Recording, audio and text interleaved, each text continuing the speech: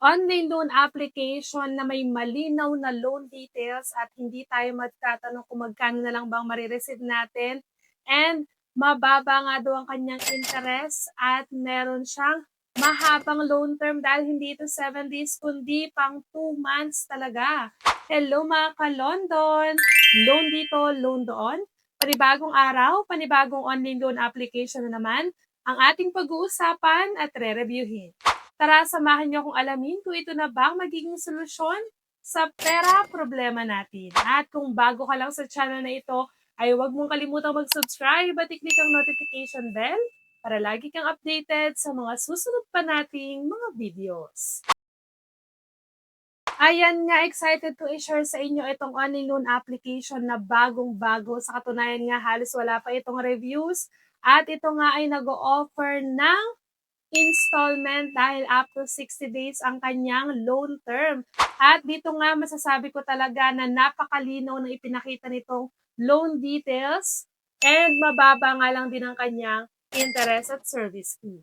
And kung katulad ko nga kayo na naghahanap ng legit at maaaring makatulong sa atin na online loan application, panoorin ang video na to hanggang dulo para malaman ninyo kung ito na ba ang matagal na ninyong hinahanap na OLA na pwede nyong utangan. And bukod pa nga dyan is up to 100,000 pesos ang maximum na pwede ipaloan sa atin ito basta tayo ay repeat borrower at merong magandang credit standing sa kanila. And kahit nga hindi nyo pa natatapos ang video na to, ina-assure ko sa inyo na maganda ang in-offer netong online loan application na to sa atin at hindi nga siya too good to be true kagaya ng ibang OLA na na-review na natin recently. Pero syempre, wag na wag muna magda-download. Hayaan nyo munang mapakita sa inyo kung ano ba ang nag-experience ko dito, ang process ng pag-apply, and syempre kung magkano ba yung na-receive ko at ang binigay sa ating credit limit. Panoorin nyo muna ang video na to hanggang dulo para at least kung talagang desidido ka na, nasa sa'yo ng desisyon kung itutuloy mo pa ang paglo-loan dito sa OLA na i-re-review natin ngayong araw. At kung isa ka nga sa mga madalas mag-loan, madalas mag-apply, pero madalas ding ma-reject, naku, huwag kang mawala ng pag-asa dahil dito sa ating channel ay namimigay tayo ng instant GCash giveaway sa masuwerteng mapipili. Ano nga lang bang dapat mong gawin? I-like lang ating video at huwag kalimutang mag-comment sa comment section para sa chance ang manalo. Nagkakaroon ka na nga ng idea sa mga online loan application and at the same time, may chance ka pang manalo ng instant cash. Kaya ano pang hinihintay mo? I-like na ang ating video at mag-comment na agad sa comment section. And ayan, balik na agad tayo dito sa OLA na i-re-review natin ngayong araw. At sa mga magtatanong nga saan ito available at downloadable, ito po ay available at downloadable sa Google Play Store.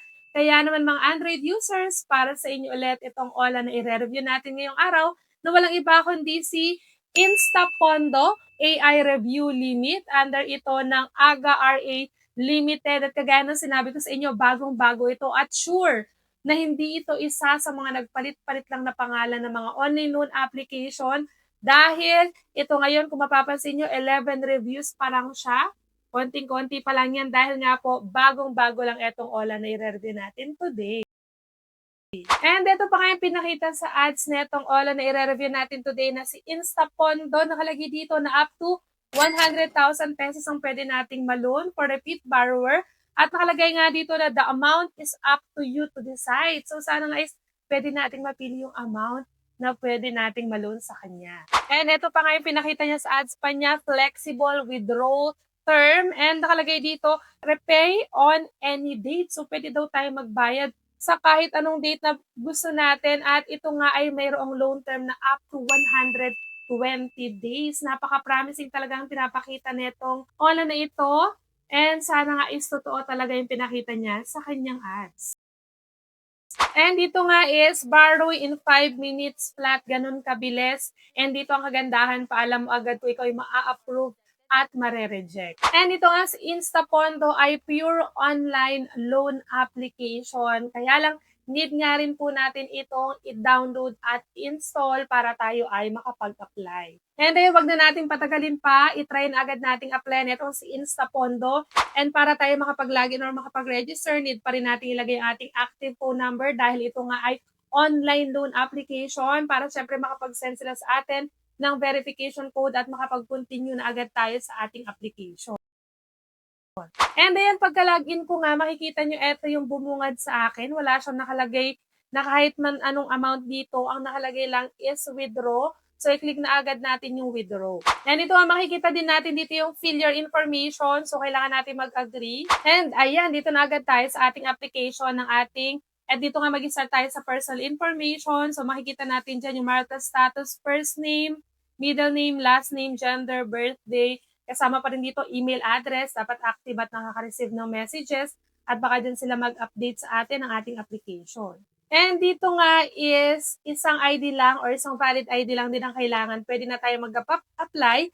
At ito nga yung mga ID type na pwede dito. Pwede ang national ID, passport, postal ID, PhilHealth, voters ID, driver's license, and dito ngayon kasama din ang UMID at SSS ID, PRC ID at TIN ID. Napakarami nga dyan at kung may makikita kayo dyan na naka-star, yan yung kanila talagang recommended ID type. And dito nga pwede ka ring makapag-apply kahit na ikaw ay student pa lang or unemployed. And dito nga sa account information, dito pwede pa rin through bank or e-wallet. And dito nga, makikita natin your credit limit is under review, pero after nga ng ilang minuto lang is nakita na nga natin dito na congratulations dahil na-approve yung ating application. And today nga is July 28 at dito nga binigyan niya tayo ng credit limit na 2,000 pesos. Hindi na yan masama for first time user. Ang i-check na lang natin dyan kung magkano ang marireceive natin, magkano ang mababawas at interest niyan, and syempre yung kanyang loan term, kagaya ng sinabi ko sa inyo, hindi po ito for 7 days. And ayan nga, dito makikita natin sa loan details na ito na up to 60 days nga yung ating loan term. So ibig sabihin, for first time user, up to 60 days natin pwedeng bayaran yung ating loan, which is tumataginteng na 2 buwan po. And dito makikita natin na ang marireceive na lang natin is 1,600 pesos. So, ibig sabihin, 400 pesos yung ikinaltas nila at saan ba yan mapupunta? So, dito yung loan amount natin is 2,000 pesos and then one-time processing fee worth 357.14 pesos. And then, meron siyang VAT na 42.86 pesos. So, ang total nun is 400 pesos. Kaya nga, ang marireceive na lang natin is 1,600 pesos. And kung titingnan nga natin yung repayment amount natin dito, 2,120 pesos. Ibig sabihin, meron siyang interest na 120 pesos. So, bukod dun sa 400 pesos na mapupunta sa fee at sa VAT, meron pa siyang additional 120 pesos. So, yung 2,000 pesos natin is nagkaroon siya ng total na interest at service fee na 520 pesos. Pero ito ay hindi na nga masama kung 1,600 pesos naman ang marireceive natin at up to 60 days niya ang pagbabayad. And ang nagustuhan ko nga dito pa is makikita natin dito nakalagay na overdue penalty interest is 3% per day. So tayo talaga ipinapaalam na talaga sa atin na once na ma-overdue tayo kahit 1 day lang yan, every day is mag-accumulate nga siya ng 3% na interest. Kaya naman, bago tayo mag-apply, ensure muna natin na talagang kaya nating bayaran doon sa binigay sa ating loan term para at least hindi tayo dumoble-doble or pumatong-patong yung interest sa ma-accumulate ng ating inutang. Anyways, mas maganda naman itong ino-offer na ito kaysa sa ibang online loan application na na-review na natin. At kung gusto mo nga itry pa itong online loan application na to, nasa sayo na nga ang desisyon kung magpapatuloy ka pa rin sa iyong application.